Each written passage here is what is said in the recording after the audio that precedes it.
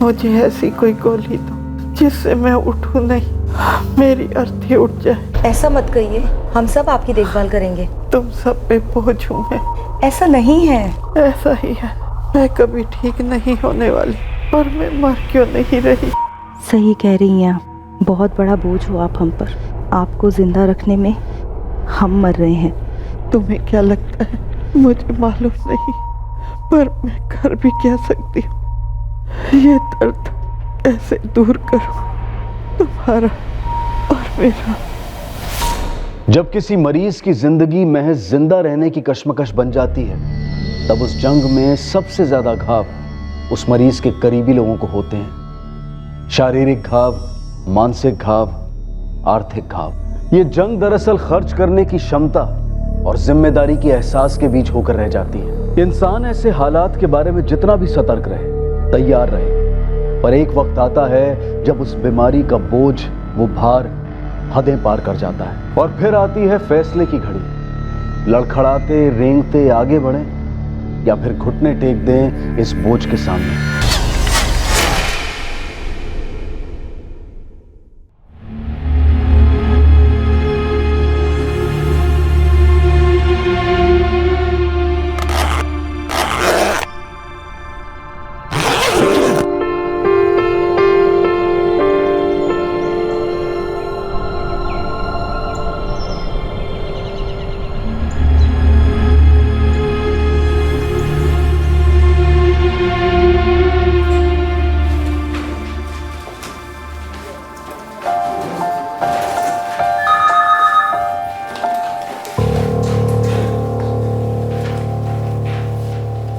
शर्मा जी, मुझे कल परसों नहीं, आज के आज ही डिटेल्स चाहिए।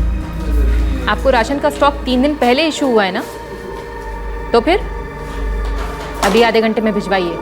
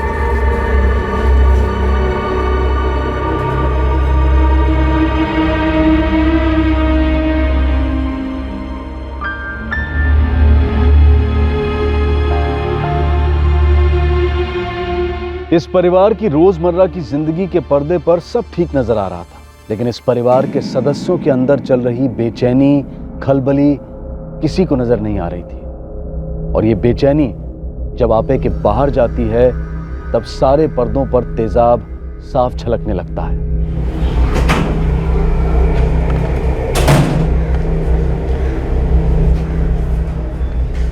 कांबले परिवार के घर का दरवाजा खुला तो था, पर फिर पूरे दिन भर किसी की नजर में नहीं आया। हमेशा की तरह उस दिन भी दोपहर को संजय कांबले ने अपने बेटे विक्की कांबले को स्कूल से पिकअप किया। पर शाम ने एक मनहूस भयंकर नजारा पेश किया। एक साधारण परिवार पर एक असाधारण आंधी टूट पड़ी। बाबा, आई घर आ गई है? हाँ शायद।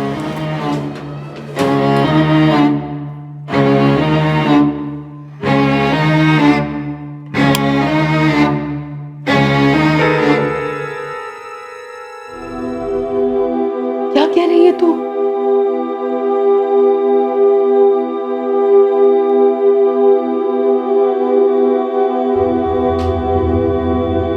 क्या हुआ कविता? क्या हुआ? कुछ नहीं आई। झूठ मत बोल, तुझे मेरी कसम। बोला ना, कुछ नहीं हुआ, मैं आती हूँ। रेशन कार्ड डिपार्टमेंट में ग्रेड 2 अफसर है, मतलब थी। वरुण के पति बैंक में जॉब करता है, क्लर्क है। ज्योति की तरह अफसर नहीं। कोई बच्चा वगैरह? एक बच्चा है, विक्की, अभी मेरे घर में बैठा है। मैं तो ऑफिस से लौटा ही था जब संजय दौड़ा और बोला ऐसा ऐसा हुआ है। सर, गला काटा हुआ है, छोरा फॉरेंसिक के पास भेज दिया। पति अभी बात करने की हालत में है तो नहीं सर, लेकिन बात तो करनी पड़ी। बच्चे की क्या हालत है? शॉक में है सर। मेरी मिसेस ने ज्योति की बड़ी बहन को इन्फॉर्म किया है, कविता नाम है उसका, यहीं संध्या चौक सदाशिवपेट में रहती हो। पंकज, पति को पुलिस स्टेशन बुलाओ, जितनी जल्दी उससे बात होगी केस के लिए उतना अच्छा।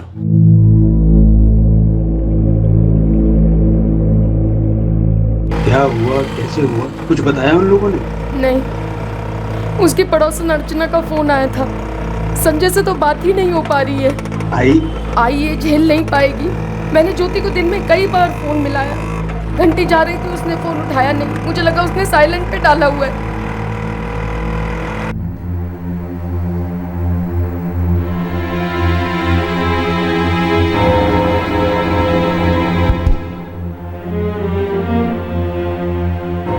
विक्की को लेकर घर पहुंचा,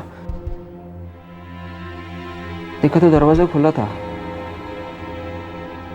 अजीब लगा। अजीब क्यों? 6 साढ़े 6 के पहले ज्योति घर नहीं पहुंच पाती थी।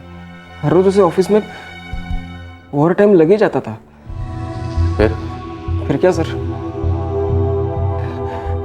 घर के अंदर पहुंचा, देखा तो ज्योति। संजय जी, हमें आपकी पत्नी ज्योति के हाथ में एक छुरा मिला। अब या तो ये हो सकता है कि कोई बाहर से आया और उसने छुरे से उनका गला काट दिया, या फिर शायद उन्होंने उस छुरे से खुद का गला काटकर सुसाइड किया।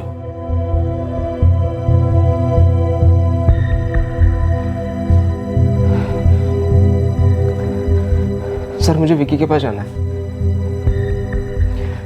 नन्ही सी जान, अकेला होगा सर।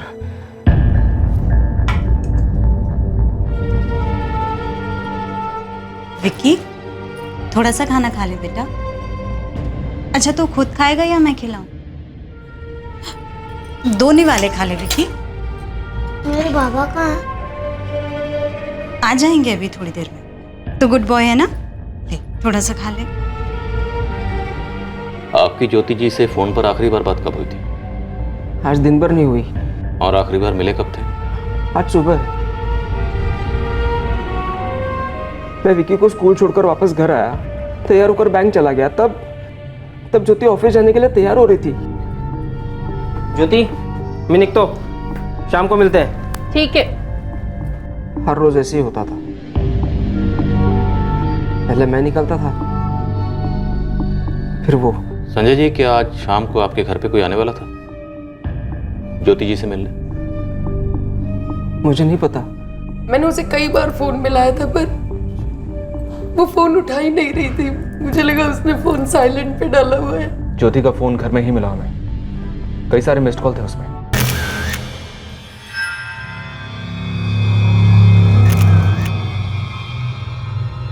छुरा उसी के हाथ में था, दाहिने हाथ में। क्या ज्योति किसी बात को लेकर परेशान थी या डिप्रेस थी? इतनी डिप्रेस के वो खुद की जान ले सके?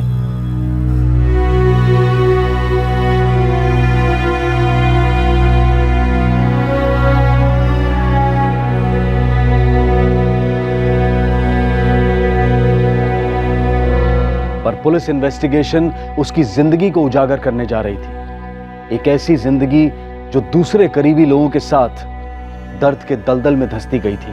अतीत और वर्तमान के वो सारे दुख भरे मोड़ सामने आने वाले थे जो कहीं ना कहीं इस हादसे के लिए जिम्मेदार थे।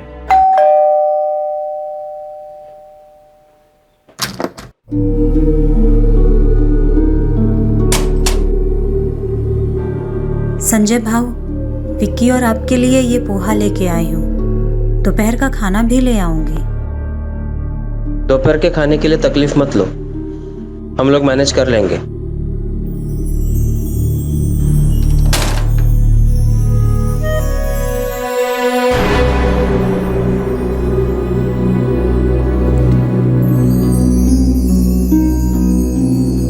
विकी, विकी बेटा उठ जाओ। स्कूल जाओगे ना आज? बाबा, आई को क्या हुआ?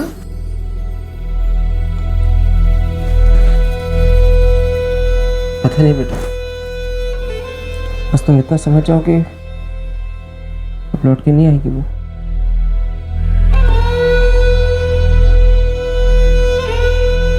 आई से कब तक छुपाओगे? कभी ना कभी तो बताना ही पड़ेगा। उन्हें भनक लग गई है, कल से 3 बार पूछ चुकी है। मैं और ज्योति दोनों एक ही नाव पे सवार थे ना, फिर उसने ऐसा क्यों किया?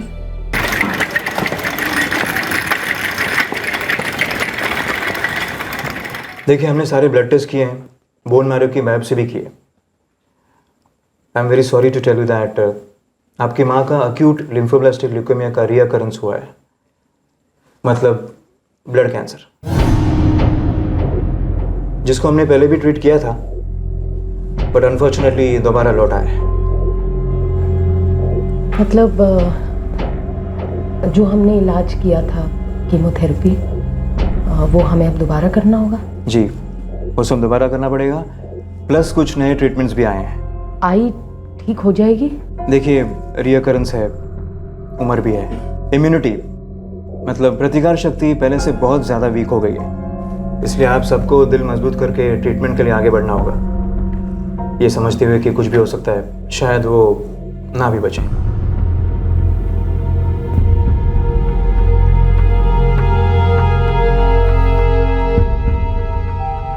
किरण, मुकेश, तुम दोनों अकेले नहीं हो, मैं और ज्योति है ना तुम्हारे साथ, हम तुम्हारी पूरी मदद करेंगे। बिल्कुल। आई का कैंसर वापस आ गया है ना, तो हम लोग हाथ पे हाथ धर के नहीं बैठेंगे, उस कैंसर का इलाज कराएंगे वापस से। ज्योति ताई, तुमने सुना ना डॉक्टर ने क्या कहा? डॉक्टर का तो काम है कहना, लेकिन हमें ये सोचकर चलना है कि आई बिल्कुल ठीक हो जाएगी, उन्हें कुछ नहीं होगा। मुकेश, परसों से कीमोथेरेपी है, तुम शुरू करो उसको, उसके बाद मैं और ज्योति बारी बारी आते रहेंगे। और पैसे की चिंता बिल्कुल मत करना। कैसे ना करे ताई, वो कीमोथेरेपी, हर हफ्ते नए नए टेस्ट, इतने सारे इंजेक्शन, अभी तक पिछली बार का कर्जा भी नहीं उतरा है। किरण, आई के प्यार के कर्ज के सामने कर्ज कुछ भी नहीं है। अब मुश्किल वक्त सर पे आ गया है ना, तो हम सब मिलके लड़ेंगे।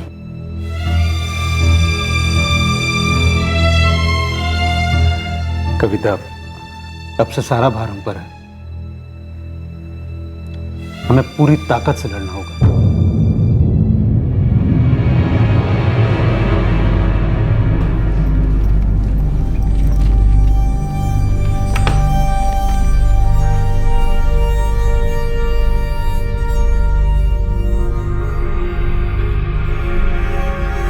सर, पोस्टमार्टम रिपोर्ट तो अभी तक नहीं आई है, पर फॉरेंसिक ने एक रिपोर्ट भेजी है, जिससे पता चलता है कि छुरे के ऊपर जो फिंगरप्रिंट्स हैं वो ज्योति के फिंगरप्रिंट से मैच करते हैं। छुरा उसके हाथ में था तो उसके फिंगरप्रिंट्स तो मैच होने ही थे। Right sir. मुझे लगता है कि पहले किसी ने छुरे से ज्योति का गला काटा, फिर वही छुरा उसके हाथ में थमा दिया। सर, आप सुसाइड एंगल को रूल आउट कर रहे हैं? नहीं, रूल आउट नहीं कर रहा। जब तक हम ज्योति के बारे में सब कुछ नहीं जान लेते, इस केस में कुछ भी रूल आउट करना मुश्किल है। सर, अच्छी गवर्नमेंट जॉब थी, ग्रेड 2 ऑफिसर, राशन डिपार्टमेंट में, लेकिन पति कम कमाता था, लोअर पोजीशन पे था, बैंक में क्लर्क था। मतलब आप कहना चाहते हैं सर, कोई घरेलू ईगो प्रॉब्लम हुई होगी, पर इतने के लिए मर्डर या सुसाइड? घरेलू झगड़े सीरियस हो सकते हैं, भयंकर हो सकते हैं, लेकिन होते हैं घरों के अंदर, दुनिया से दूर, घर की 4 दीवारी से घिरे हुए। Right sir. और दीवारों पर दरारें दुनिया कभी नहीं देख पाती। और जुर्म भी तभी होता है जब उन दरारों को घर वाले खुद भी नहीं देख पाते, जो उनके दिलों पर पड़ने लगती हैं, और उस सीलन को महसूस नहीं कर पाते जो उनके जहन में आने लगती है। जी नहीं सर, कल ज्योति कामले ड्यूटी पर रिपोर्ट हुई ही नहीं। दरअसल उनके 2-3 दौरे फिक्स हुए थे जरूरी, राशन की दुकान पर। ज्योति ने कहा था किसी से कि वो ऑफ लेने वाली है। नहीं सर, दफ्तर में किसी को पता ही नहीं था कि वो नहीं आने वाली। मैंने तो 3-3 दफा उसे फोन भी किए मगर उसने उठाए नहीं।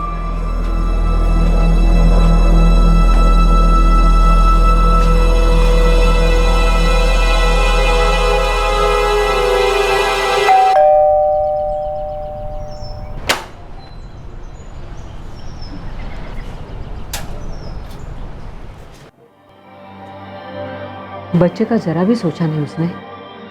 उसने मुझसे कभी कुछ नहीं कहा है। अरे किसी से कुछ तो बोला होगा रे। लोग आत्महत्या किसी कारण से करते हैं ना। उसकी बहन से बात की तूने? किसी को कुछ नहीं पता बाबा, किसी को कुछ नहीं पता उसके दिमाग में क्या चल रहा है। ऐसी दिखने वाली अनबन तो नहीं थी दोनों के बीच। लेकिन एक टेंशन जरूर थी सर। कैसे टेंशन? बोलिए ना, क्या टेंशन थी? मानता हूँ साहब, जमाना बदल गया है, औरतें भी काम पर जाती है वगैरह, लेकिन जब आदमी घर का सारा काम करे जो ज्यादातर औरतें करती है तब अजीब सा तो लग ही जाता है। जैसे कि? सर उनका बेटा विकी। सर ये संजय सिर्फ उसका बाप ही नहीं, उसकी माँ भी है। एकदम छोटा था तब से, नहलाना, खिलाना, सुलाना, स्कूल आना जाना, घर का खाना बनाना, सब ये अकेला करता था। सर दोपहर में स्कूल से छूटने के बाद ये संजय से अपने साथ लेके ऑफिस चला जाता था।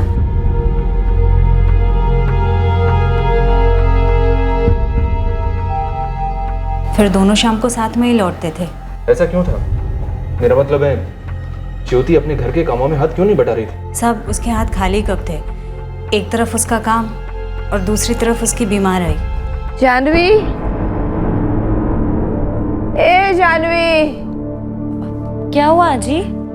जानवी, मुझे ना तेरी ज्योति मौसी से बात करनी है बेटा। अपने मोबाइल पर उसका नंबर लगा कर तू दे।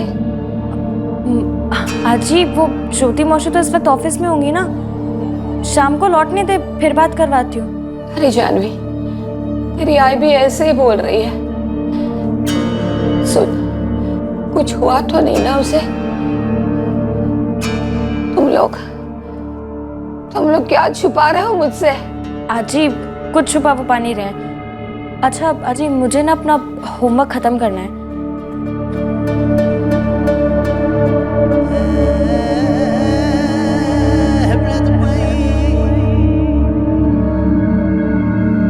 साहब एक बात और है, पता नहीं आपको मालूम है कि नहीं।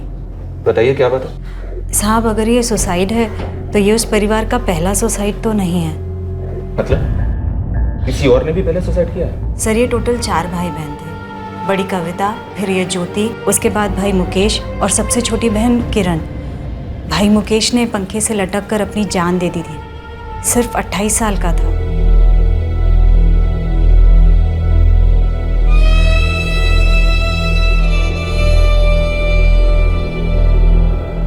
किरण का फोन था ज्योति। उसने बताया मुकेश ने कोई चिट्ठी छोड़ी है हमारे लिए। ताई उसने कभी आपसे कुछ बात की थी क्या?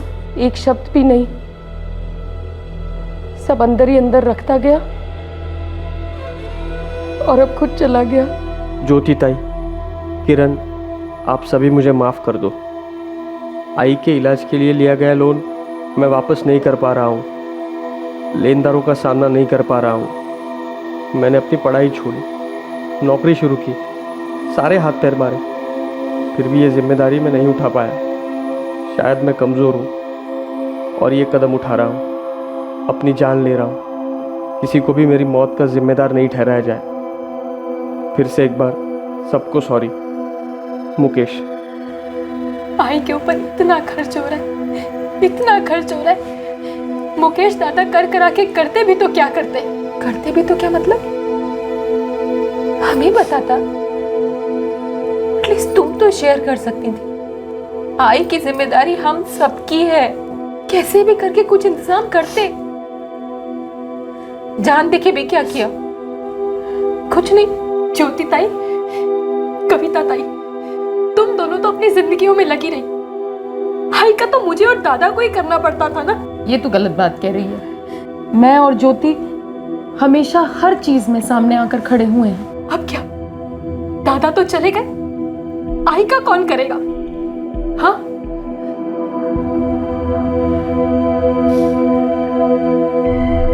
अच्छा, ये ज्योति की आई अब किसके साथ रहती है? ज्योति की बड़ी बहन कविता के साथ। और ये छोटी किरण, वो कहाँ है? बताइए ना, कहाँ है? कुछ हुआ है क्या उसे? साहब, किसी को मालूम नहीं है कि वो कहाँ चली गई। क्या मतलब? वो एकदम से गायब हो गई थी। हमने सुना किसी के साथ भाग गई 1 साल पहले। उसके बाद उनकी आई ज्योति के साथ रहने, और उसके बाद वो कविता के साथ रहने चली गई। तभी हमने ये मुकेश और किरण के बारे में सब सुना। और ये संजय तो मतलब सर, ये तो बेस्ट पापा का खिताब ले सकता है। और पड़ोसियों के मुताबिक बेस्ट मम्मी का भी। राइट सर, सब लोग काफी तारीफ करते हैं इसकी। जिस दिन घर में हादसा हुआ उस दिन घर में खाना बना ही नहीं। देखने से तो ऐसे ही लग रहा था सर।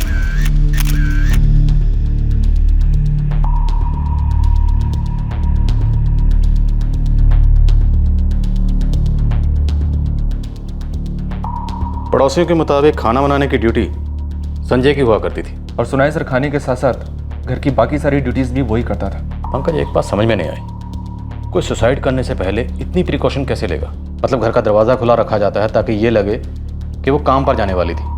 इतनी तैयारी सुसाइड करने से पहले, और फिर छुरा लेके खुद की गर्दन काट ली जाती। सर, कहीं ऐसा तो नहीं कि माँ के इलाज का बोझ जिसकी वजह से ज्योति के भाई मुकेश ने सुसाइड किया, सेम वही बोझ ज्योति पर भी भारी पड़ गया? हम ज्योति को जानते नहीं थे। पुलिस इन्वेस्टिगेशन इस दर्दनाक सच को सामने लाई थी कि ज्योति और उसके भाई बहन काफी मुश्किलों से गुजरे थे। इस कठिन हालात से मुक्ति पाने के लिए इस परिवार में एक आत्महत्या हो चुकी थी। क्या ज्योति ने भी परिवार की सुसाइड हिस्ट्री को आगे बढ़ाया था? हम लोगों के हालात आसान नहीं हैं, लेकिन हमने कभी अपनी माँ को बोझ नहीं समझा सर। आपकी निजी जिंदगी में दखल देने का हमारा कोई इरादा नहीं।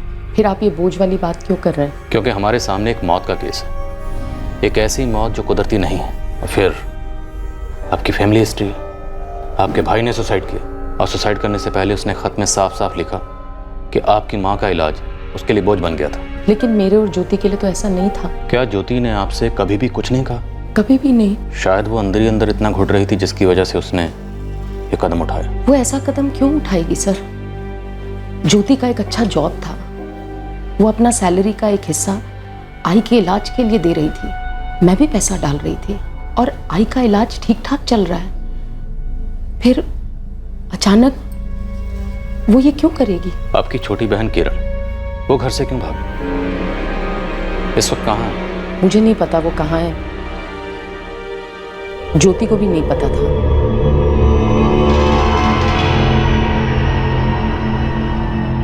आई कह रही है कि किरण पिछले 3 दिन से घर नहीं लौटी है। ताई 2 दिन से मैं भी उसको फोन कर रही हूँ, मेरा फोन भी नहीं उठा रही है। मैंने सारे पड़ोसियों से पूछा, उसकी पुरानी सहेलियों को भी फोन किया है, किसी को नहीं पता है कहाँ चली गई है वो। समझ नहीं आ रहा है किरण को हो क्या गया है। आई को इस हालत में अकेले छोड़ के चली गई, और कहाँ गई है पता नहीं। अब क्या करें?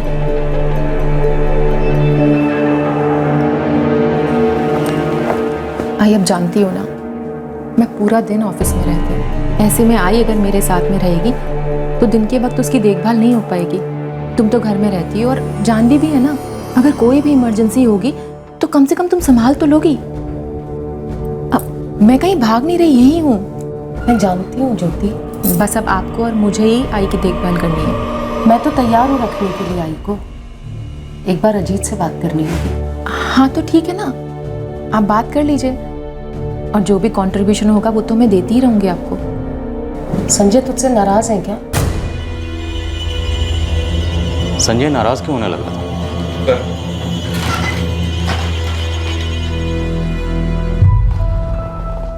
कविता जी, कुछ इमरजेंसी है, मैं अभी आ रहा हूं।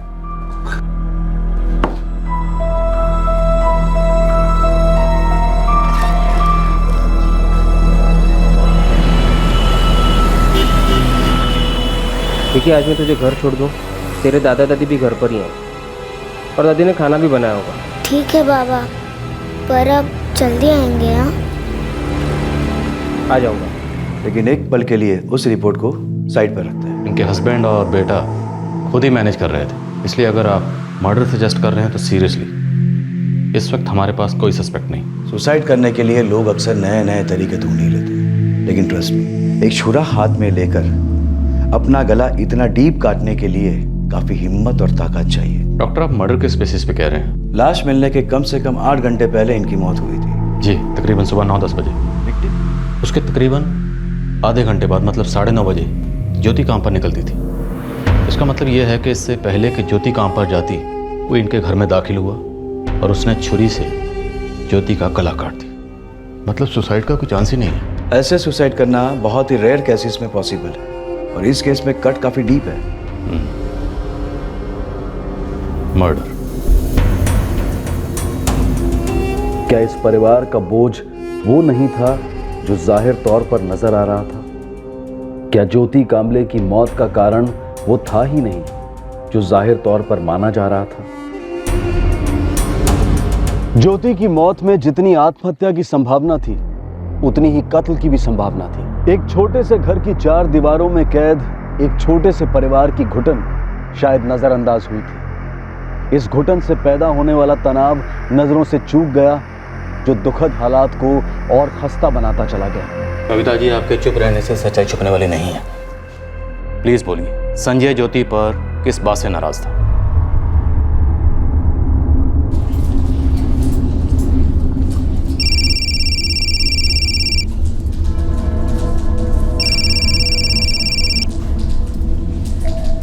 Hello, Sanjay Kamble, Dishanagar police station से पीआई रंजीत देशमुख बोल रहा हूँ। हाँ बोलिए। आपकी पत्नी का पोस्टमार्टम हो गया है, बॉडी हैंड ओवर करनी है। ठीक है, लेकिन उससे पहले कुछ सवाल हैं जो हम आपसे पूछना चाहते हैं। जैसे कि 14 अक्टूबर की सुबह, जिस दिन आपकी पत्नी ज्योति ने छुरे से गला काटकर खुदकुशी की, उस दिन आपने किचन में खाना नहीं बनाया। वो इसलिए सर क्योंकि मेरा बेटा विकी कई दिनों से चाइनीज़ खाने की जिद कर रहा था, इसलिए उस दिन बाहर चाइनीज़ खाने का प्लान था।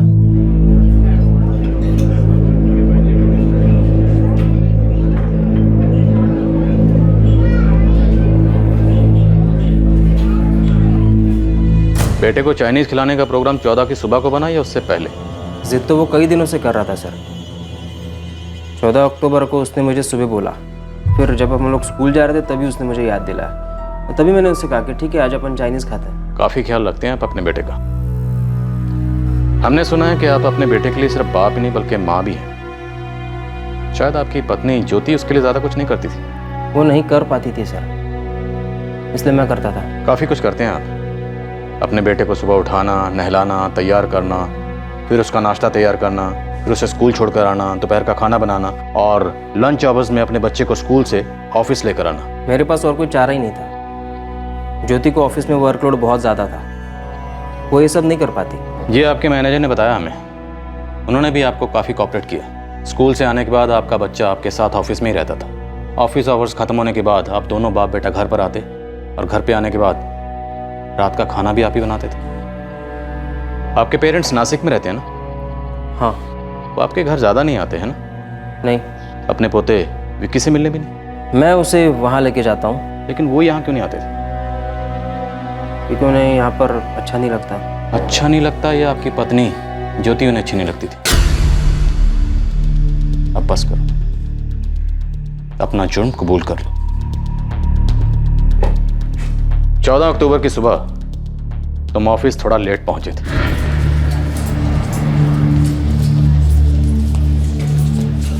और ऑफिस से घर पहुंचने के बाद जब तुमने घर का दरवाजा खोला देखा तो तुम चौंके नहीं। क्यों? क्योंकि वो दरवाजा अपनी पत्नी ज्योति का कत्ल करने के बाद तुमने खुद खुला छोड़ा और वो छुरा तुमने ज्योति के हाथ में इसलिए दिया ताकि वो एक सुसाइड लगे, कत्ल नहीं। अब असल में क्या हुआ ये तुम हमें बताओगे। तुमने हमें कहा कि तुम्हारी पत्नी ज्योति उस दिन सुबह ऑफिस जाने के लिए तैयार हो रही थी। उसके बाद क्या हुआ? तुम दोनों के बीच में किसी बात को लेकर कहासुनी हुई? उसने तुमसे कोई ऐसी बात कही जिससे सुनकर तुम्हें गुस्सा आया? इतना गुस्सा आया कि तुमने छुरा उठाया और उसका गला काट दिया? हो सकता है तुमने जो किया होशो हवास में नहीं किया, पागलपन में किया, लेकिन किया तो है ना संजय? संजय, अगर सच बोलोगे तो तुम्हारे मन से झूठ का बोझ उतरेगा और हो सकता है हम भी तुम्हारे साथ कुछ नरमी से पेश हैं, क्योंकि हम जानते हैं कि तुम एक पेशेवर मुजरिम नहीं हो, पेशेवर कातिल नहीं हो, एक अच्छे इंसान हो, एक अच्छे बाप हो। उस वक्त तुम्हारे और ज्योति के बीच में क्या हुआ था? क्या बात हुई थी? क्या उस बात का ताल्लुक किरण से था? किरण, तुम्हारी पत्नी ज्योति की छोटी बहन जो सारे पैसे लेकर फरार हो गई थी।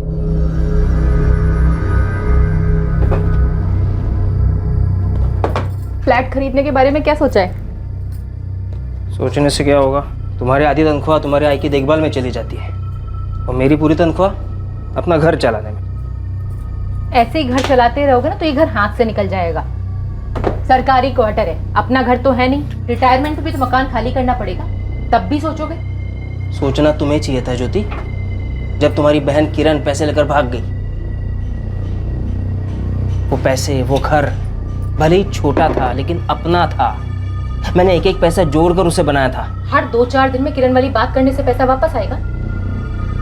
संजय, आप फिर दोबारा से नहीं सोच सकते? हम गरीबी से थोड़ा ऊपर और अमीरी से मीलों नीचे हैं। हाँ, तो कोशिश तो कर सकता है। इंसान खुद का घर बनाने की कोशिश जिंदगी में एक बार करता है। जब वो कामयाब होता है तब वो दूसरे घर के बारे में सोचता है, लेकिन जब उसका पहला घर छीन जाए ना तो वो इंसान अंदर से टूट जाता है, मर जाता है। और मेरे साथ भी वही हुआ। संजय ज्योति पर किस बात से नाराज था? संजय का एक छोटा सा फ्लैट था चिंचवड़ में। ज्योति ने उसे वो फ्लैट बेचने पर मजबूर किया था। मजबूरी क्या थी? हमारी आई, ब्लड कैंसर का ट्रीटमेंट महंगा था, मुकेश जा चुका था और पैसे थे नहीं। तो सारे पैसे इलाज में लग गए? एक भी नहीं मिला। ज्योति ने किरण को चेक दिया था कैश कराने के लिए। किरण ने कैश कराया और वो पैसा लेकर भाग गई। ज्योति हमेशा अपनी आई की देखभाल में लगी रहती। मुझे एतराज सिर्फ इस बात से था कि वो विकी को आई का सुख नहीं दे पा रही थी। किरण पैसा लेके भाग गई, इसके लिए मैं जिम्मेदार हूँ? मेरी आई को कैंसर हुआ, उसके ऊपर इतना पैसा खर्च हो रहा है, मेरी वजह से हो रहा है क्या? संजय, मैं देखभाल नहीं करूंगी आई की तो फिर कौन करेगा? मेरी आई नहीं है, मेरे बाबा नहीं है, उन्हें देखभाल की जरूरत नहीं है। तुम तो उन्हें यहाँ पर आने भी नहीं देती। मेरे आई बाबा तो दूर की बात, आजकल मैं और विक्की भी तुम्हारे बगैर रह लेते हैं। इंसान हूं मैं, सुबह से जाके रात को लौट के आती हूँ और क्या क्या करूं? कुछ मत करो। वैसे भी आजकल विक्की तुम्हारे बारे में पूछता ही नहीं है और मैं उसी ज्योति के बारे में सोचकर दिल बहला लेता हूँ जिसके साथ कभी मेरा पति पत्नी का रिश्ता था। तुम लगी रहो, अपना ही सोचो।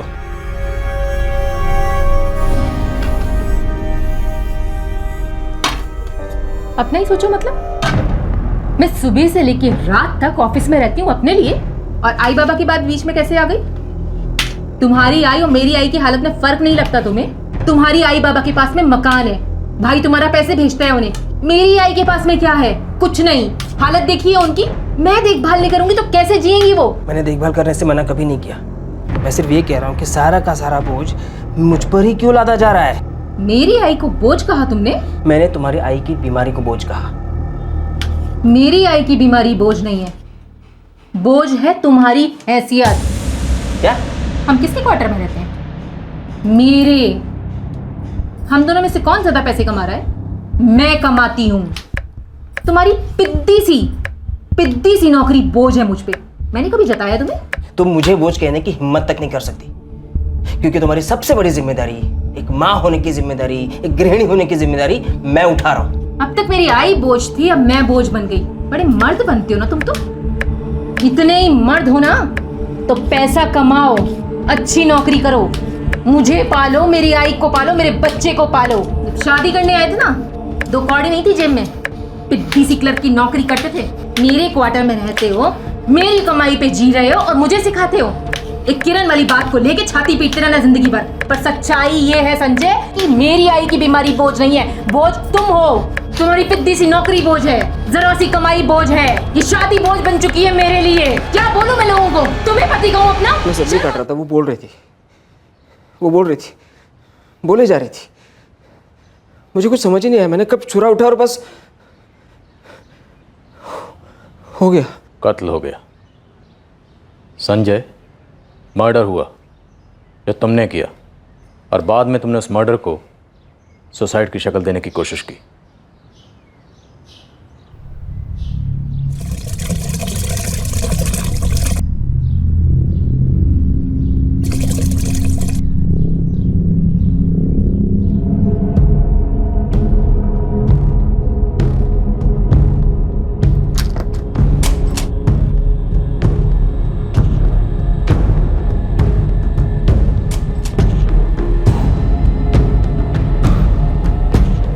दरवाज़ा इसलिए खोला छोड़ा कि कोई देखेगा और बैंक में मुझे फ़ोन करके बताएगा, लेकिन किसी ने ऐसे नहीं किया। किसी ने तुम्हें फ़ोन नहीं किया, लेकिन तुमने अपनी पत्नी ज्योति के फ़ोन पर फ़ोन ज़रूर किया, वो भी 2 बार, ये जानते हुए भी कि वो गुजर चुकी है, मर चुकी है, फ़ोन नहीं उठा सकती, लेकिन फिर भी किया, ये दिखाने के लिए कि तुमने उस तक पहुंचने की कोशिश की थी।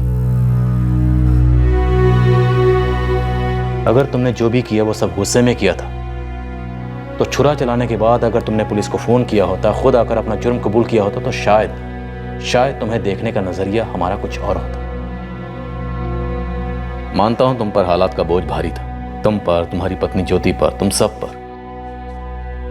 अब तुम सालों साल जेल की सलाखों के पीछे रहोगे, अपने बेटे विक्की से दूर।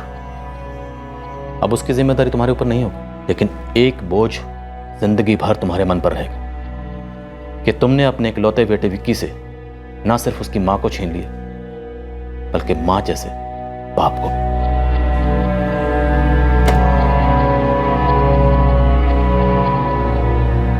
क्या करे वो लोग?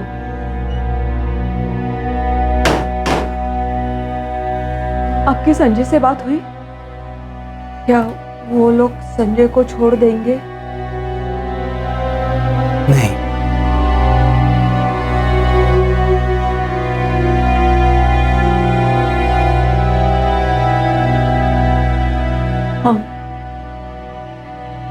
हम इस उम्र में विकी की देखभाल कैसे कर पाए?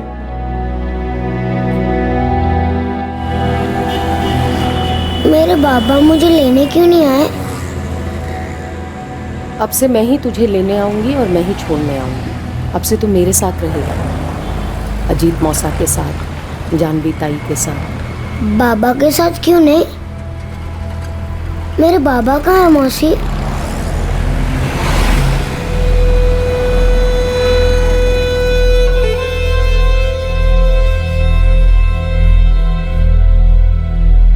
कविता, अब विकी बेबी यहाँ पर आ गया है, अब तो आई को सब कुछ बताना ही पड़ेगा। क्या बताऊं अजीत, कैसे बताऊं? अरे यही बताना पड़ेगा कि ज्योति अब इस दुनिया में नहीं है। अजीत, अरे बता दो आई को कि संजय ने ही ज्योति का कत्ल किया है। अब तो विकी भी यहाँ पर है, हमारी जिम्मेदारी जो है सो है। कविता,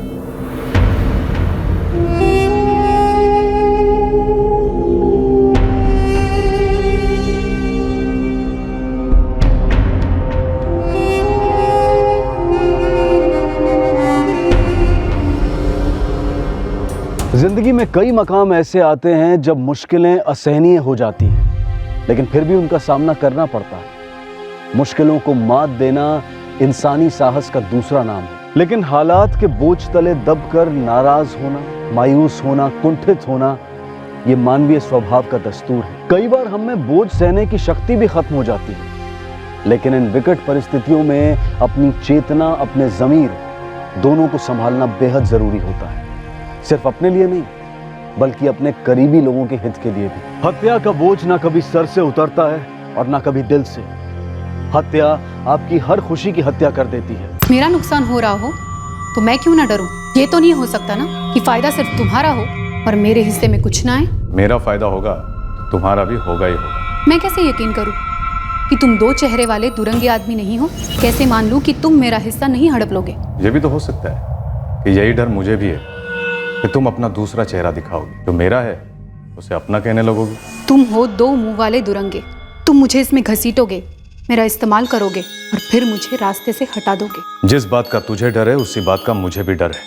जो मैं तेरे साथ कर सकता हूँ तो तू भी तो मेरे साथ कर सकती है। जुर्म का फल हमेशा दुरंगा होता है। जब दिमाग में जुर्म की साजिश रची जाती है, तब वो एक कठिन हालात का सरल उपाय नजर आता है, पर वो सिर्फ नजरों का धोखा होता है, एक छलावा होता है। जुर्म का असली चेहरा बाद में सामने आता है, जब साजिश नाकाम हो जाती है, जब जुर्म का हर पुर्जा टूटकर बिखरने लगता है।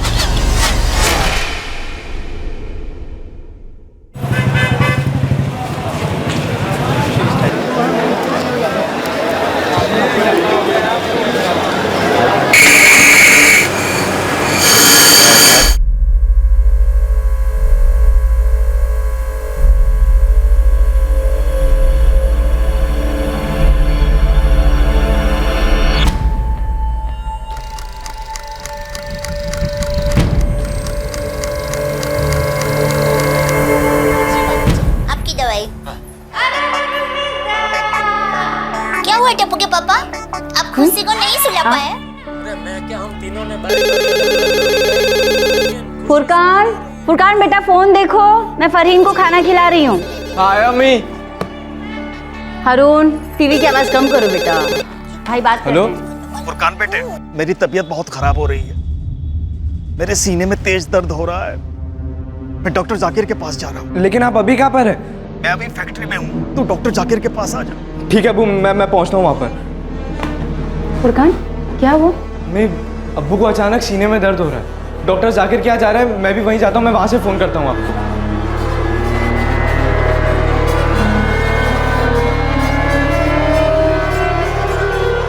अम्मी क्या हुआ अब्बू को? कुछ नहीं बेटा, सब ठीक हो जाएगा।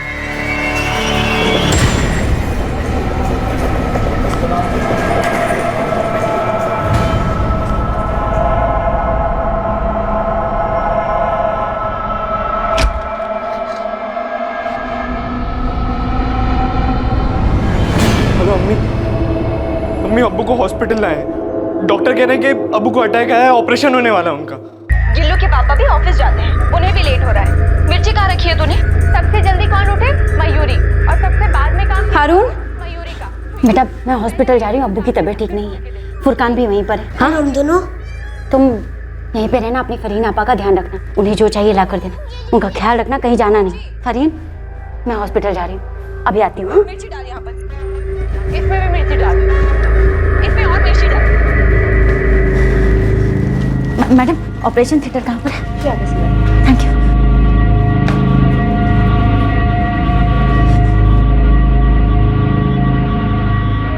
फुरकान तुम्हारे अब्बू कैसे? अब्बू नहीं रहे अम्मी, अब्बू नहीं रहे।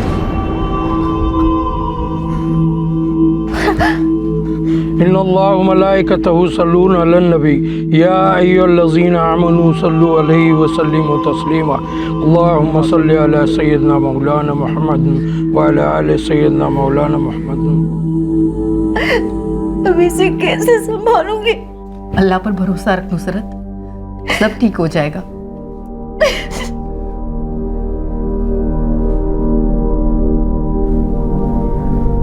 तुम्हारे अब्बा की बहुत इज्जत थी पूरी फैक्ट्री में। अपना ख्याल रखना। खुदा हाफिज। खुदा हाफिज। फुरकान बेटे,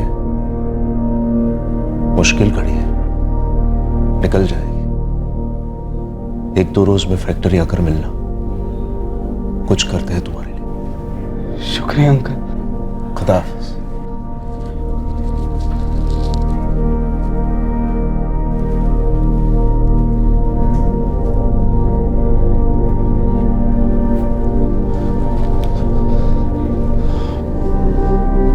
ये अकरम भाई क्या कह रहे थे बेटा? कह रहे थे कि 1-2 रोज में फैक्ट्री आ जाना, कुछ करेंगे मेरे लिए। बेटा कोई भी दिक्कत हो अपने चाचा जान को बेझिझक फोन कर लेना। तुम बेसहारा बिल्कुल नहीं हुए हो, समझे ना? अपनी अम्मी जान से भी कह देना याकूब है उनके साथ। एक घर का मुखिया अकेला कमाने वाला बेवक्त गुजर गया था और मुश्किलें दरवाजे पर दस्तक देने के लिए खड़ी हो गई थी।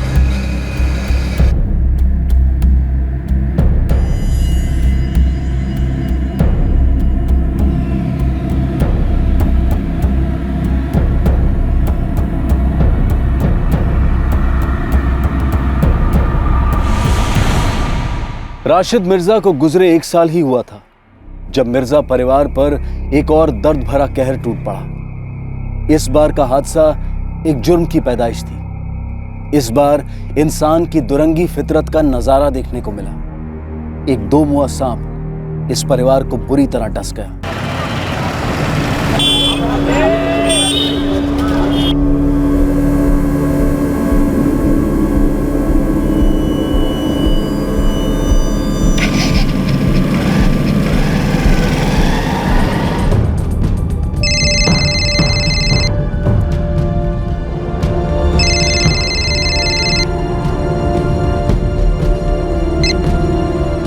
हेलो,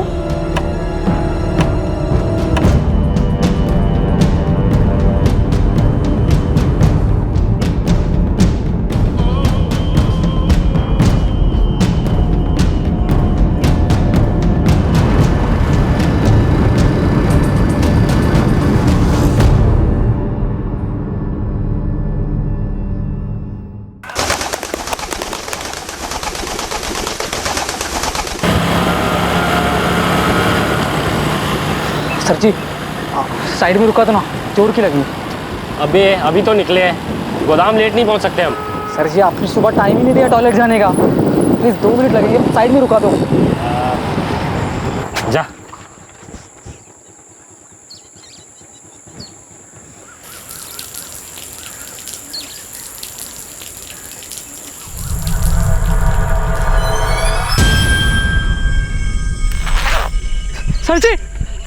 सर जी हो गया ना सुसु, अब क्या ड्रामा है तेरा?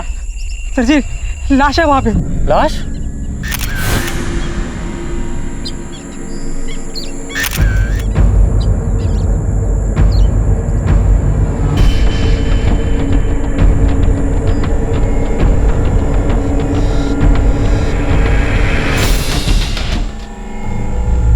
मोबाइल की कॉल लिस्ट चेक करो, हो सकता है घर वालों का नंबर हो। कल शाम को 6:05 पर लास्ट कॉल शो कर रहा है, नाम लिखा है अम्मी। कॉल करूं क्या? नहीं विक्रम, खुद चल कर बता देंगे घर। बॉडी को पोस्टमार्टम के लिए भेज दो। Right sir.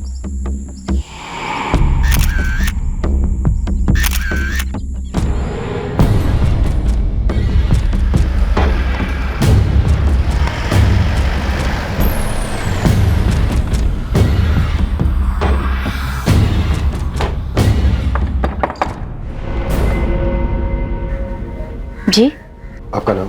नुसरत मिर्जा। फुरकान मिर्जा क्या लगता है आपका? बेटा है हमारा। बात क्या है साहब, कुछ बताएंगे आप?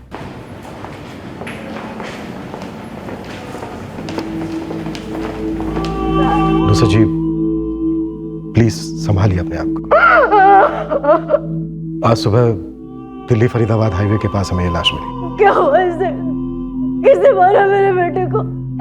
किसने मारा मेरे फुरकान को?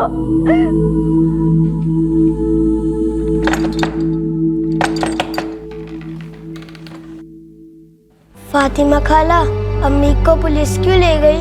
कुछ हुआ है बेटा, इसलिए आई हूँ।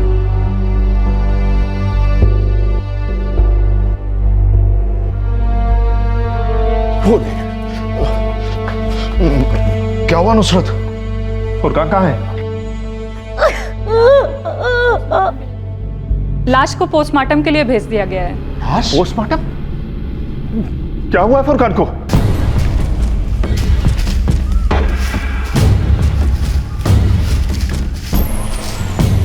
मौत की टाइमिंग डॉक्टर? 12 घंटे से ऊपर हो चुके हैं, बट 14 घंटे से ऊपर नहीं। विक्रम, मर्डर के बाद विक्टिम की आइडेंटिटी मिटाने की कोशिश नहीं की गई? बिल्कुल सर, मोबाइल फोन, वॉलेट में पैसे, कुछ भी नहीं चुराया गया। विक्टिम की मां से बात करने की कोशिश करते हैं।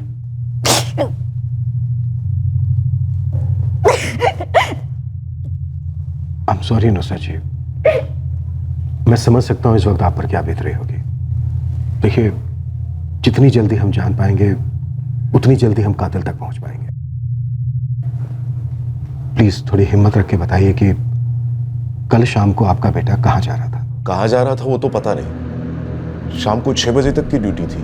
मेरी फैक्ट्री में काम करता है। रोज की तरह ड्यूटी के बाद वो घर के लिए ही निकला था।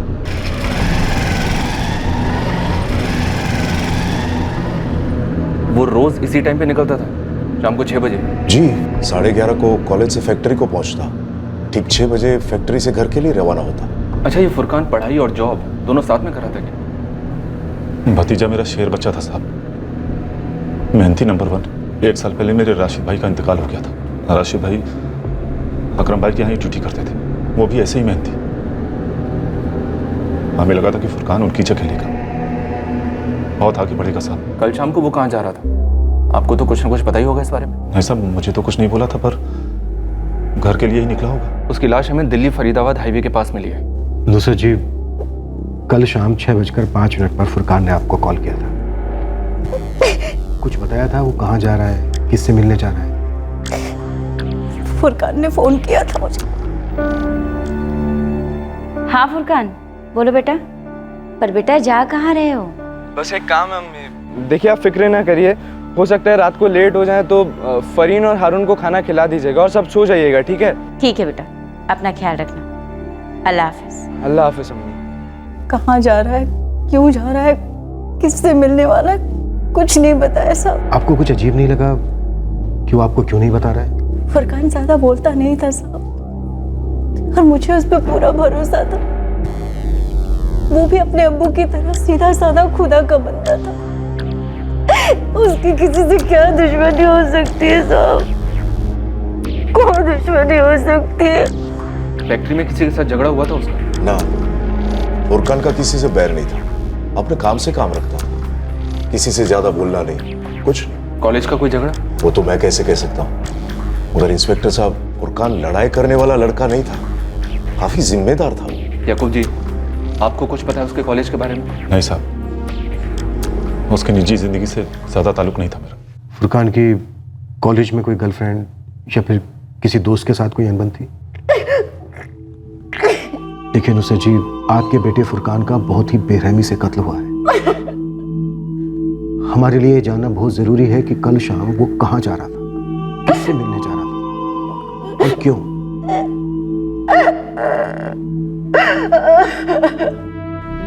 नुसरत की सारी उम्मीदें बड़े बेटे फुरकान पर थीं। अब मानसिक रूप से दुर्बल बहन फरहीन, छोटा भाई हारून और खुद नुसरत गुजारा कैसे कर पाते।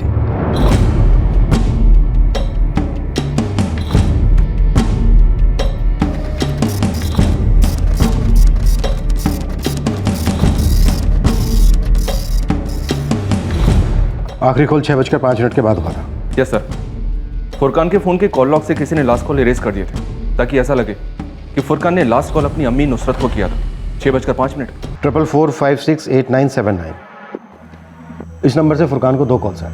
एक आया 6:55 पर और दूसरा आया 7:25 पर। हेलो। हाँ मियाँ, कहाँ पहुँचे? बस 20 मिनट लगेगा, मैं पहुँच ही रहा हूँ। पता करो ये 44468979 किसका नंबर है।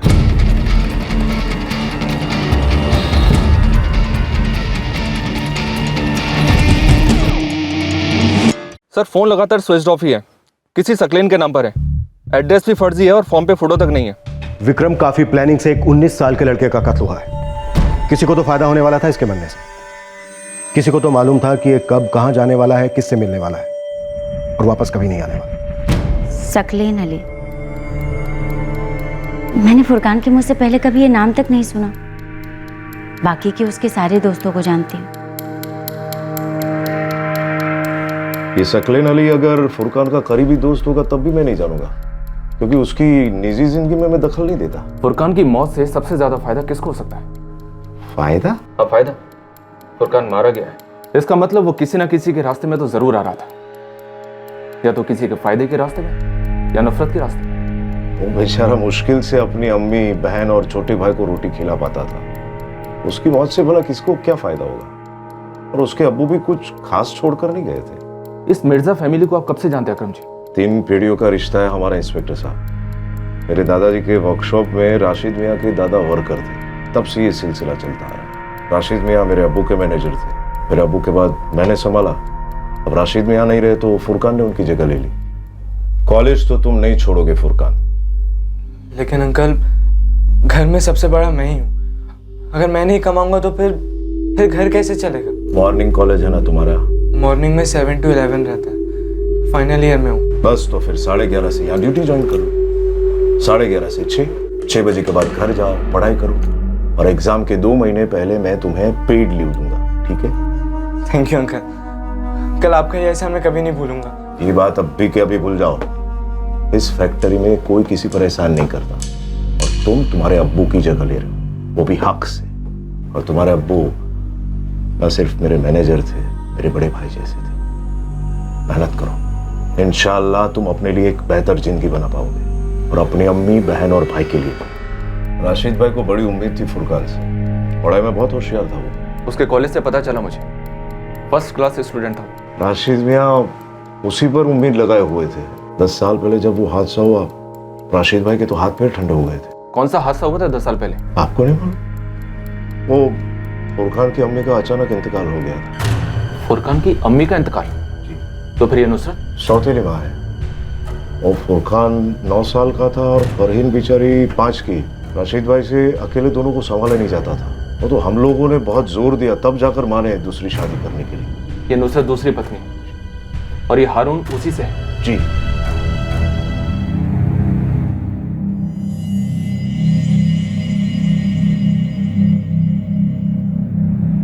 इसमें बताने जैसा क्या है साहब?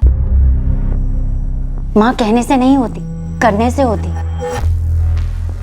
मानती हूँ जब नई नई शादी हुई थी थोड़ी दिक्कतें जरूर आई थी, लेकिन उसके बाद फरहीन और फुरकान दोनों को मैंने अपने हारून जितना ही प्यार किया। ये जो घर है आपका, ये राशिद का है? साहब वो घर मेरा है, राशिद का है, फरहीन, फुरकान, हारून हम सबका है। हाँ, अगर आप उस मकान की बात कर रहे हैं तो वो जरूर राशिद के नाम पर है। घर और मकान के बीच का फर्क तो आप भी समझते होंगे। साहब 11 साल पहले इस नुसरत की पहली शादी हुई थी। टूटी क्यों थी? पहले हड्डी टूटी, फिर शादी सर। तो शराबी को छोड़कर 2 बच्चों के बाप राशिद के साथ शादी कर ली, जिसकी एक मानसिक रूप से कमजोर बेटी थी। कुछ लोगों की जिंदगी में मजबूरी आती है साहब, लेकिन कुछ लोगों की जिंदगी मजबूरी बन जाती है, जैसे मेरी बन गई। तो आपको पहले से मालूम था कि फरहीन की खास जिम्मेदारी आप पर आने वाली है? जी मालूम था। वैसे आसान तो नहीं रहा होगा, अचानक से 2 बच्चे। आसान तो राशिद के लिए भी नहीं था। मैं पूरे 1 साल एक शैतान के साथ दोजक में रहकर आई थी। मर्दों पर से भरोसा उठ गया था। राशिद ने मुझे फिर से जीना सिखाया, और मैंने उनके दोनों बच्चों फरहीन और फुरकान को अपनाया। साहब मेरे लिए फरहीन, फुरकान और हारून में कोई फर्क नहीं। फुरकान मेरा अपना बच्चा था, कोई सौतेला नहीं। अगर आपको लगता है कि उस मकान को हड़पने की लालच में मैंने अपने बेटे को मरवाया है तो आप बहुत गलत सोच रहे हैं।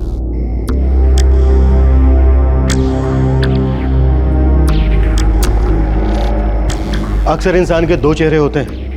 एक मुखौटा होता है दुनिया को दिखाने के, एक असली चेहरा होता है जो कुछ छिपाना चाहता है। विक्रम, पता करो कि ये नुसरत मिर्जा हमें मुखौटा दिखा रही है या फिर असली चेहरा। ये असली चेहरा ही हमें असली मकसद तक ले जाएगा। फुरकान को मारकर क्या फायदा? क्या घर अब हारून को मिलेगा? और अगर घर फरहीन के नाम पर है तो क्या फरहीन की जान को भी खतरा है?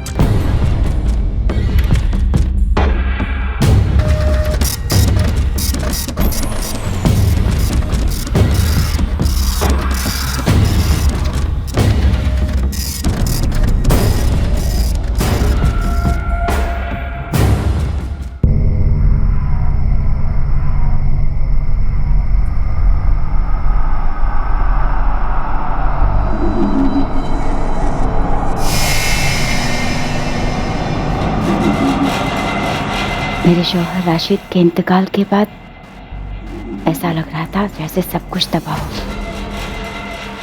दिलो दिमाग पर मायूसियों ने डेरा डाल रखा था।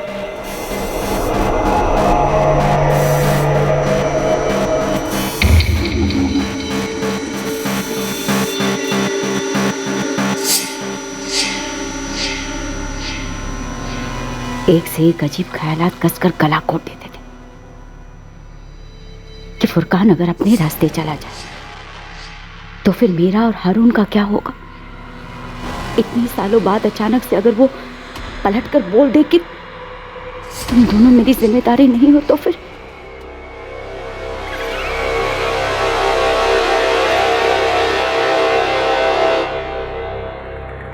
क्या मेरा सबसे भयानक ख्याल सच होने जा रहा है? क्या फुरकान हमें शराफत से दफा होने के लिए कह रहा है?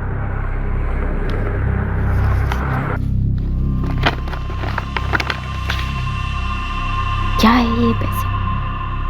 मुआवजा, खैरात? क्या इसे लेकर चुपचाप यहाँ से निकल जाने का वक्त आ गया?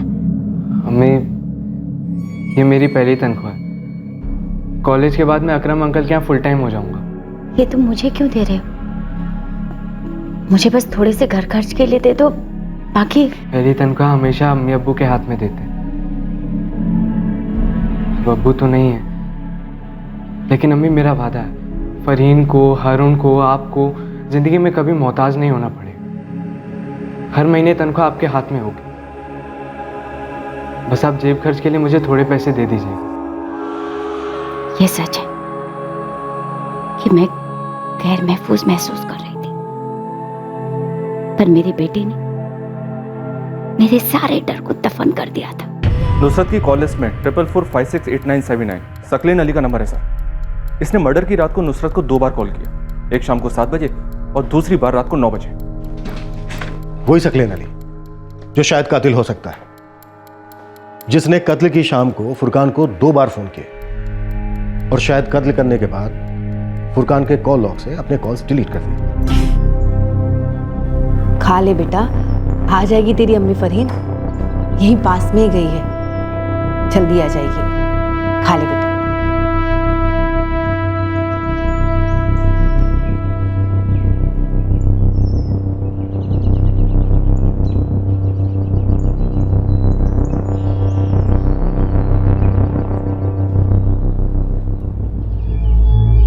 नुसरत जी, सकलेन अली जिसे आप नहीं जानती, इस आदमी ने या इस नाम को इस्तेमाल करने वाले आदमी ने फुरकान को 2 बार फोन किया ही किया। हाँ मियाँ, कहाँ पहुंचे? बस 20 मिनट लगेगा, मैं पहुंच ही रहा हूँ। और फुरकान को ही नहीं, इस आदमी ने आपको भी फोन किया शाम 7 बजे।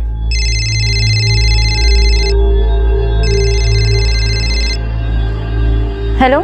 क्या कहा इसने आपसे कि सब कुछ प्लान के मुताबिक जा रहा है? फुरकान ड्राइव करते हुए कभी भी मौत के मुंह में आने वाला है? ये क्या बकवास कर रहे हैं आप?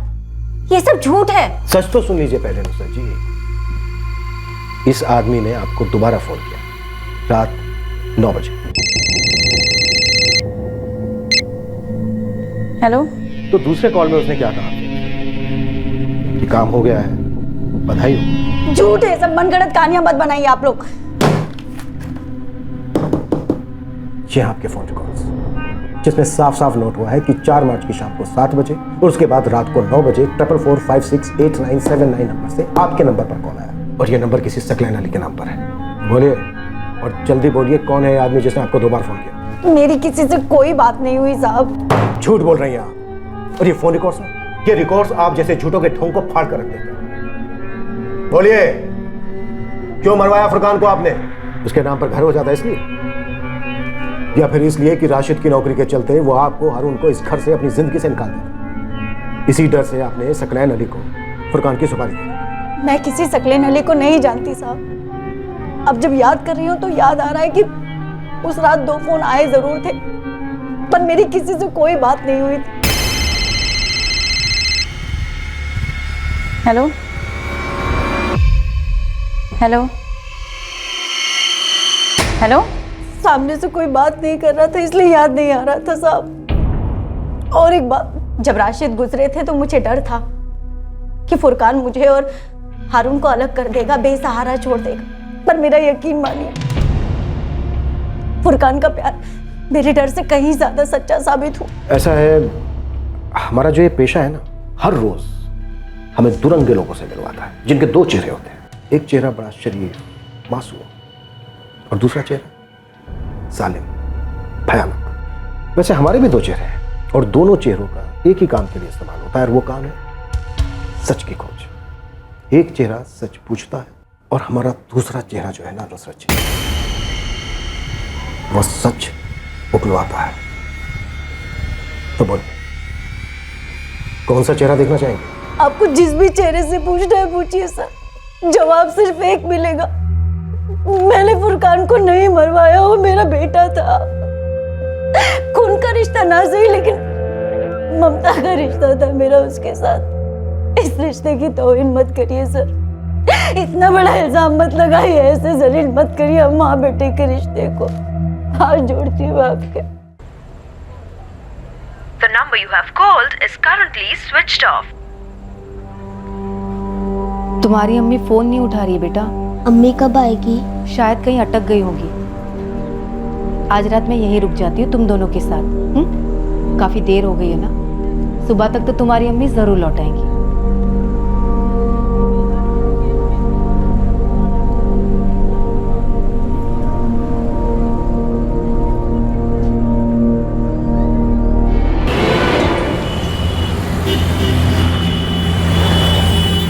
हमारा वक्त बोल। ये जो नंबर है 444756892 सकले ने लिखा। सकलेन अली कोई है ही नहीं, फर्जी नाम है। वो तो पुलिस भी जानती है, तो असली नाम बता। मुश्ताक चौहान नाम है उसका। तो एक काम कर, सम्राट नगर पुलिस स्टेशन जा, वहाँ उसकी फ़ोटो नहीं पूरा फ़ोटो एल्बम थमा देंगे तेरे हाथ में।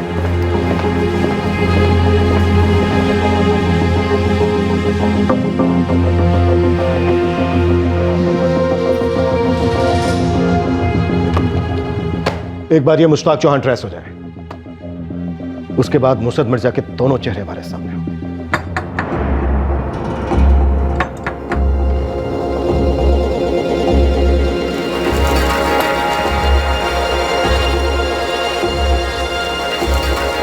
नुसरत, रात भर बच्चे सोए नहीं, अभी अभी सोए।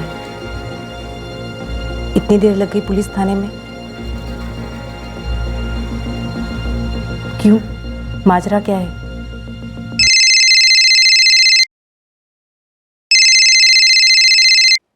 जी अकरम जी। सब खैरियत नुसरत? जी नहीं, कुछ भी ठीक नहीं। सुना मैंने। पुलिस? देखिए ना, वो लोग मुझ पे शक कर रहे हैं, मुझ पर, एक माँ पर। हिम्मत रखो, इंशाल्लाह सब ठीक हो जाएगा। दरअसल गलती मुझसे हुई।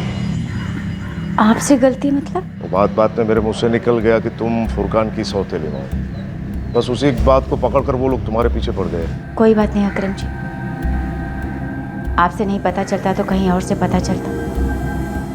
सच छुपता थोड़ी ना है। सच कहा तुमने, सच छुप नहीं सकता। वैसे किसी बात की जरूरत हो तो सीधे मुझे फोन करना।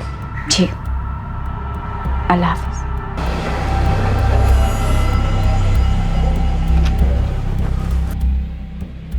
अस्सलाम वालेकुम मकरम भाई। वालेकुम अस्सलाम। याकूब यहाँ अचानक ऐसे? वो आपसे एक काम था अकरम भाई। हाँ बोल उस्मान। साहब, जिस चेहरे की तलाश थी वो नजराना लॉज में है। उस चेहरे पे नजर रखो उस्मान, उससे बेनकाब करने हम 15 मिनट में पहुंच रहे हैं। मानता हूँ अकरम भाई, राशिद जैसा मिलनसार नहीं हूं मैं, पर काम मेरा भी पक्का है, हाथ मेरा भी उतना ही साफ है। याकूब चाहते क्या हो? मेरे हाथों को काम चाहिए अकरम भाई। 3 पीढ़ियों से मेरे खानदान ने आपके खानदान की खिदमत की है। राशिद के बाद फुरकान को मौका मिला, अब एक मौका मुझे चाहिए। अगर हमारे यही काम करना था तो उस उम्र में शुरू करते जिस उम्र में फुरकान ने शुरू किया था। राशिद भाई ने भी उसी उम्र में शुरू किया था। देर से आया पर दुरुस्त समझ लो अकरम भाई। याकूब, ये फैक्ट्री है, यहाँ पर पसीना खून बनता है। नजरें मशीन पर होती है, आसमान पर नहीं। हाथ में भारी मशीन होते हैं, पंख नहीं बन सकते। और तुम तो हमेशा उड़ना चाहते थे। उड़ना तो अभी भी है अकरम भाई, पर यकीन मानिए मेरी मंजिल तक उड़ान सिर्फ इस फैक्ट्री के लिए सिर्फ फायदा लाएगी, मुनाफा लाएगा। बस एक मौका, मुझे अपने खानदान की काबिलियत दिखाने का ये एक मौका।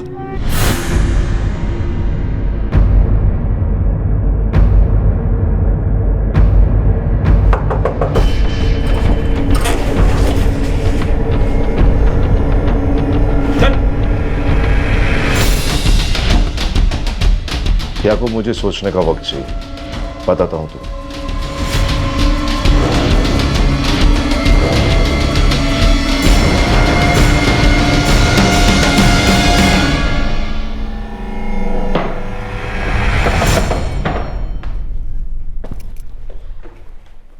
दुरंगे का मतलब समझता है? दो चेहरे वाला। लेकिन तू दुरंगा नहीं है, मोहरा है किसी का। तेरा एक ही चेहरा है और वो भी बहुत बदसूरत। चल अब जल्दी से बोल दे कि फुरकान को क्यों मारा, कैसे मारा और किसके कहने पर मारा।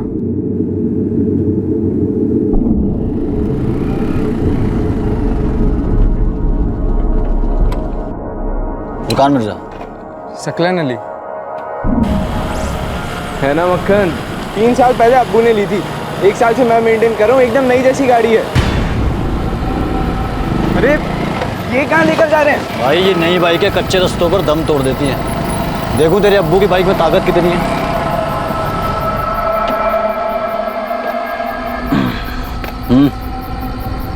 अच्छी पीस है। दाम तुम बोलो। 25 18। कोई चांस ही नहीं है बॉस, 22 तो मेरे मोहल्ले में ऑफर हुआ है। यार जब 18 तुम्हारे दिमाग में था तो पहले ही फ़ोन पे बोल देते ना, मना कर देता। इतनी दूर बुलाया, टेस्टिंग वेस्टिंग कराई। लाश पर छुरे से इतने वार करने का क्या मतलब था मुश्ताक? वो पक्का करने के लिए कि लड़का मर जाए। फुरकान का नंबर किसने दिया तुझे? तुझे कैसे पता चला कि फुरकान अपनी बाइक बेचना चाहता है? मेरा मतलब फुरकान की तुझे सुपारी किसने दी?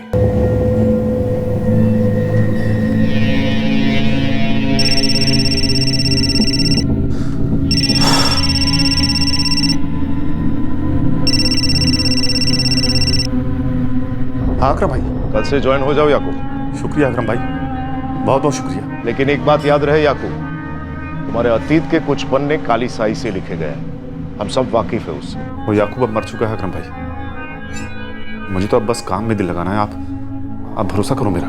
अरे इधर देख, ठीक से कर दूं।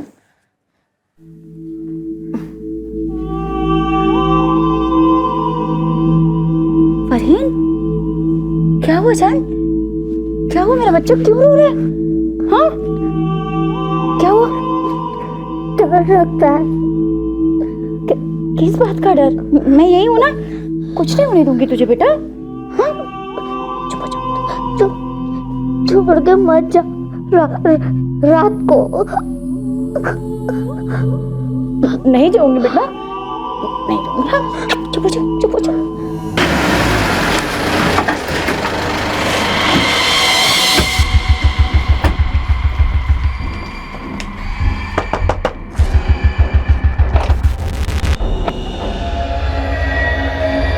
आप लोग यहाँ?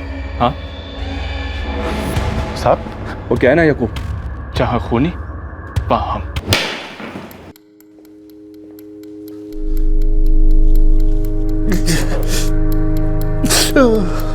तो जनाब याकूब साहब, स्टार्ट करें या फिर थोड़ा बहुत वार्म अप और चाहिए? नहीं साहब, मैं सब बोलता हूँ साहब, सब बोलता हूँ। सर पे बहुत कर्ज इकट्ठा हुआ है, सारे धंधे नाकामयाब रहे हैं साहब।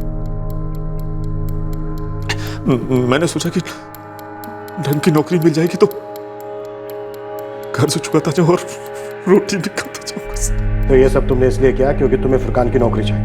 वो नौकरी नहीं है ना साहब, वो एक खानदानी विरासत है। जब राशिद भाई का इंतकाल हुआ तो मुझे लगा कि चलो अब मेरा नंबर लगेगा। बड़ी उम्मीद से गया था मैं अकरम भाई के पास था। तुम वो वाली मशीन पे ऑयल करा लेना और ये वाली पे पहले करा लेना। और सुनो, तुम जाओ यार। अरे चाचा जान, सलाम चाचा जान। सलाम बेटा, तुम यहाँ? जी चाचा जान, अपने अकरम अंकल है ना, बहुत बड़ा दिल है उनका। अब्बू की नौकरी उन्होंने मुझे दे दी। वो नौकरी हक से मेरी है साहब। राशिद भाई के बाद खानदान में मैं सबसे बड़ा हूं, मुझे मिलनी चाहिए वो नौकरी।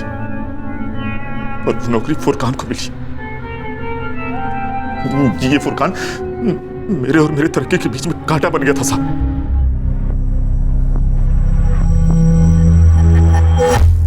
2 हफ्ते पहले बोल रहा था कि बाइक बेचनी हो सकती, अभी तक बिकी नहीं है उसकी बाइक। उसे उसी बहाने मिलने के लिए बुला ले। रोकड़ा कितना मिलेगा? 5000 तक दे सकता हूँ। 10,000 से 1 पैसा कम नहीं। तुमको जमता है तो बोलो, वरना चीयर्स, बाय बाय। अरे चाचा जान, सब खैरियत तो है? बेटा समझ में नहीं आ रहा कि कैसे। क्या हुआ चाचा जान? कुछ पैसों की जरूरत है क्या? कितना मजा हुआ है, बिल्कुल राशिद भाई जैसे। बताइए चाचा जान, कितने चाहिए? बेटा 10। मैं जल्दी लौटा दूंगा, खुदा कसम। अरे चाचा जान, ये कसम वसम खाने की कोई ज़रूरत नहीं। मुझे कल तक का टाइम दीजिए, मैं बैंक से निकाल कर अपने घर पे देता जाऊंगा। खुदा तुझे लंबी उम्र दे। एक 19 साल के जवान लड़के की सुपारी उसी से उधार पैसे लेकर दी। वो तेरे बेटे जैसा था याकूब। नुसरत तो उसे सगा मानती थी साहब, वो भी तो उसे मरवाना चाहती थी। ये कैसे मान लो कि तुम घर पर दावा नहीं करोगे? करूँ तो भी अदालत सबसे पहला हक बीवी को देती है। बेटा और बेटी के बाद फुरकान नहीं रहेगा तो ये घर फरहीन को मिलेगा, और फरहीन तो तुम्हारी मुट्ठी में है ना। तुम जैसे कमीने इंसान पर भरोसा भी तो नहीं कर सकते। कमीनापन सिर्फ मेरी रगू नहीं तोड़ रहा है, तुम भी तो यहाँ आई सौदा करने, अपने बेटे के कत्ल का सौदा। तुमने धोखा दिया तो? हमें एक दूसरे का रिस्क लेना ही होगा। हम दोनों शिकारी एक दूसरे पर बंदूक तानेंगे तो शिकार कौन करेगा नुसरत? ये झूठ है। बेनकाब हो चुके हैं आप। मुझे फंसाया जा रहा है साहब, याकूब झूठ बोल रहा है। मुश्ताक ने सब कुछ हमारे सामने उगल दिया कि फुरकान के कत्ल के पहले और कत्ल के बाद सब कुछ उसने फोन करके आपको बताया था। साहब अपने पास सुपारी याकूब ने ली थी, उन्होंने मना किया था साहब फ़ोन करने को। उनका एक पार्टनर है साहब, उसको बोला था फ़ोन करने को। अब मैंने बाकायदा काम होने से पहले और उसके बाद उनके पार्टनर को फ़ोन करके सब बता दिया। मैं किसी मुश्ताक को नहीं जानती साहब, मेरी किसी से कोई बात नहीं हुई। ये याकूब झूठ बोल रहा है, मुश्ताक भी झूठ बोल रहा है, ये लोग आपसे झूठ बोल रहे हैं।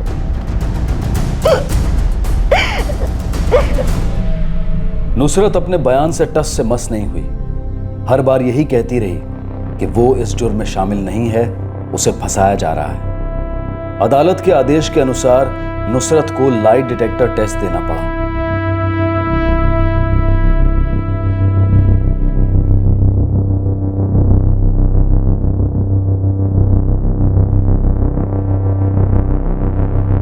लाई डिटेक्टर टेस्ट के बाद यह पता चला कि नुसरत झूठ नहीं बोल रही थी। वाकई में याकूब उसे फंसाने की कोशिश कर रहा था।